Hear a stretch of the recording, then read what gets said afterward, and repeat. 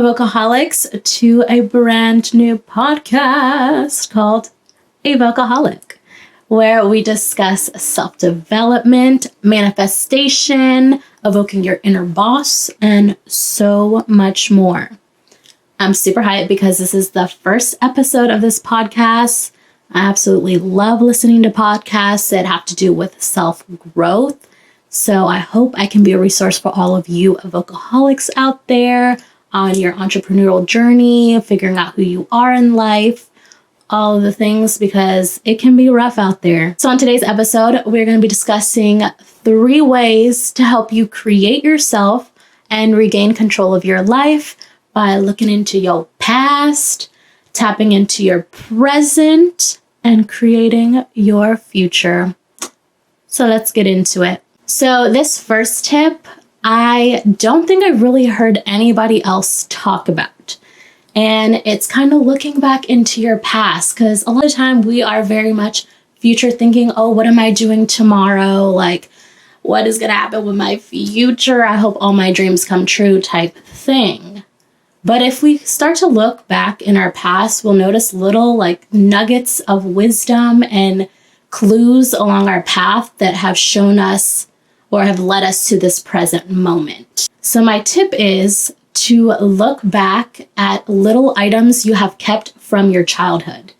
And you might have them around your room. Do some evaluation, look around your room, go on like a little treasure hunt to see things that you've stowed away in boxes in your closet.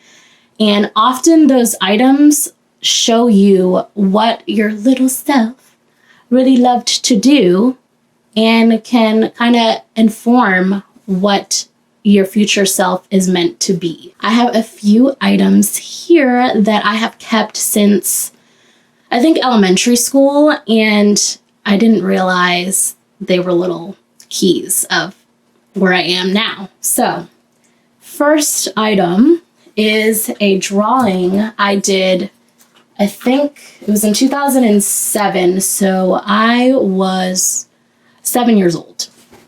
And it is a drawing of me in my own art room. And I have the drawings, I have me painting right there. Super cute, right? Weird thing is, I am now a business owner. I'm an artist. Like, what? I never imagined myself having an art shop. I've always really been into the arts. I drew growing up because it was my stress relief. And I've always done theater performance art. So I never imagined, I know I wanted to be my own boss in some sort of way, but I never thought I would be an art shop owner. And look at little me, just giving me the hints, telling me like, this is who you're going to be, child. This is who you're going to be. So my goal is to end up having my own art studio that I can kind of replicate a little bit of this in my art room and hang this up on the wall as just an anchor point to why I'm doing what I'm doing. And the second item I've kept all this time, which is the one that freaks me out the most, to be honest, is this little painting of an eye I did on this muslin cloth. This was probably in like 3rd or 4th grade. And I have looked at this item many times, moved it around my room throughout the years. And I was like, oh, I'm going to throw that out. Like, what do I need this for? But something in me was like, no, you should just keep it. Like, it's kind of cool. It's different. And now my business logo is literally an eyeball. It's an eyeball. It's a hypnotic eyeball. Let me show you on my business card. This is what it looks like. Like, what?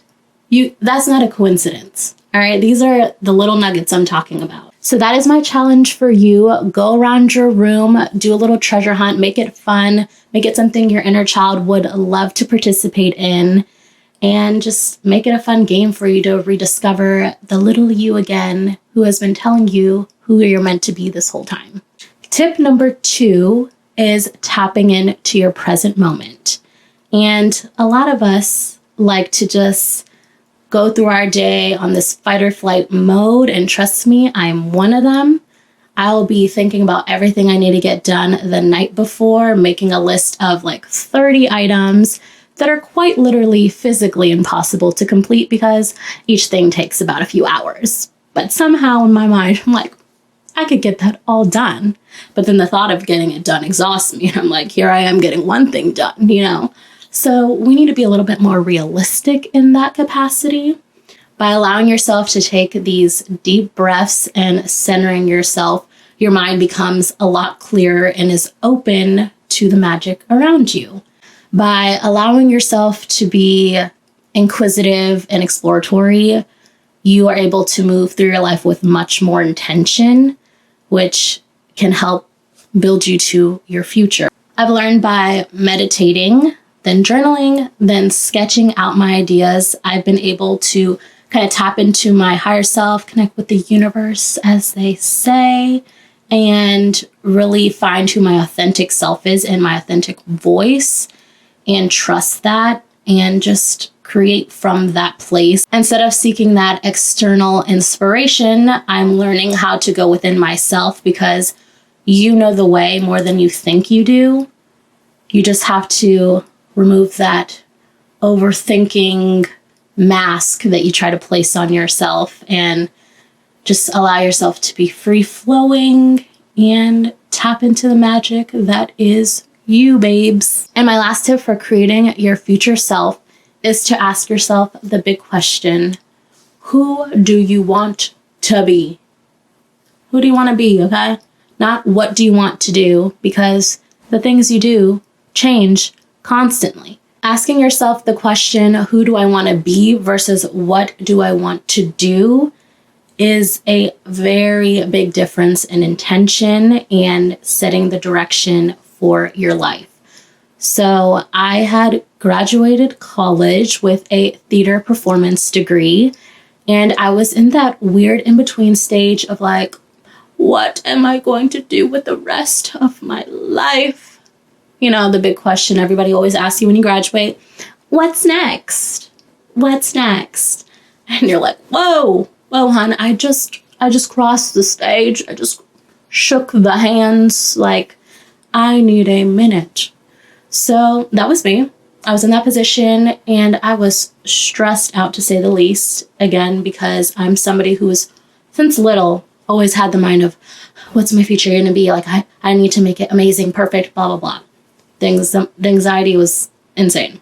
Then one day I was like exhausted. I was over it. I felt like I wasn't moving through my life with intention. And I honestly didn't even really know what that meant at that point. But I just felt stuck because I'm like, I graduated. I'm working this job now that pays me nothing.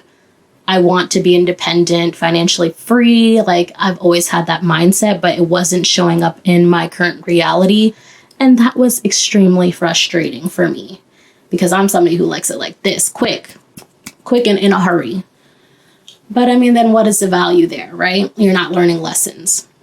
So I got on my knees. I was like, universe, God, guardian angels, anybody at this point, help a sister out. Who do you want me to be? And I actually got pretty emotional. Like, I didn't think it was going to be this whole journey like that, because I don't get in my emotions like that, you know what I'm saying? So I just asked, like, who do you want me to be versus what do you want me to do?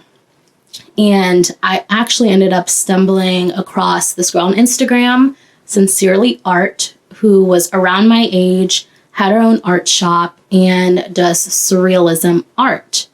And I have talked about her a few times on my channel, but she was really the reason I even thought I could do art like that.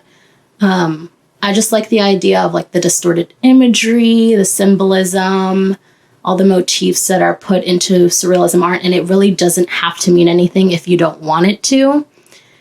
And I really liked the freedom of all that. And so I decided one day, it was 2019, ended the year. I was like, I'm just going to start painting. I feel like I can do it for some reason. I've always enjoyed art, so might as well like really try to see if I can do something that's what I deem as impressive, really. And so I started making paintings. I made about 5 paintings before I started my art business at the height of the pandemic in 2020. I just finally felt like I was moving through my life with purpose. That's when I started learning about manifestation and kind of creating your future for yourself. Having a clearer path of my life and a clearer vision of what I wanted to do granted me that freedom internally to be open to the magic of the universe and allow myself to figure it out as I went, which can be difficult if you're somebody who's like, I need to know how to do everything from the start. I need to be a professional from the start. Perfectionism at its finest, am I right? But I think that's the beautiful thing about starting your own business and or finding your own path. It's these little things that are constantly unveiled to you that when you look back, you're like, oh, that was the purpose of that. Like whether it's applying to something and you're writing this whole long essay of why you should get in, and then you don't get in, like I did that. And I'm like, you know what, that's fine. It wasn't meant for me. But now I use a lot of those sentences and I was able to implement them into my new art blog on my website.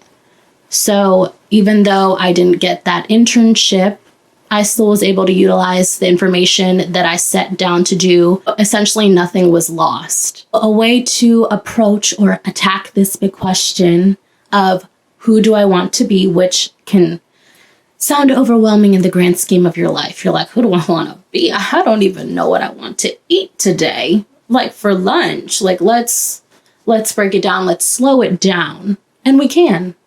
It's okay. We can totally do that. A way to do that is by establishing your core values as an individual. For instance, a few of my core values are respect, RESPECT, babes, courage, because finding yourself again takes a lot of courage, or jumping into entrepreneurship.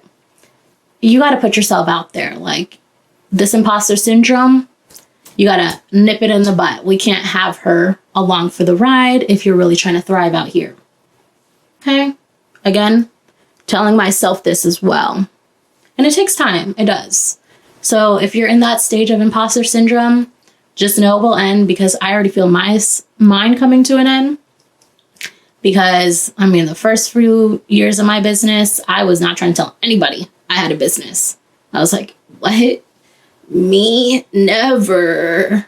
But now, I'm allowing myself to be seen, right? Courage. It takes courage to allow yourself to be seen, to put yourself out there for any sort of praise, criticism. You have to ask yourself, are my dreams more important than my fears? This is a very vital question, because that will determine your intention in your life and then your future. When you're feeling like quitting, just ask yourself this question. This is what I do when I'm like, oh my God, like, what is the point? I'm screaming into the void. Nobody knows like who I am, what I have to bring to the table. Just ask yourself, if I were to quit today, what then? And sit in that. Be like, what then? What would I do next? Who will I be if I decide to quit what I'm doing right now? And if you don't have another answer for that, then that's a great sign that you're on the right path. You're walking in your purpose, right? You're being authentic to your desires and yourself. So I always ask myself that question, because it can be rough out here trying to like convince yourself or believe in yourself from the beginning when you're not quite seeing the results that you think you should be seeing or want to be seeing. But you really just have to reel it back in. Like, the things that I'm doing on the day-to-day, are they fulfilling me? Are they pushing me to have more courage to put myself out there, to find myself again, as I say? So that's really where I am in my life. And if you're at that point in your life as well, welcome to the club, babes. Welcome.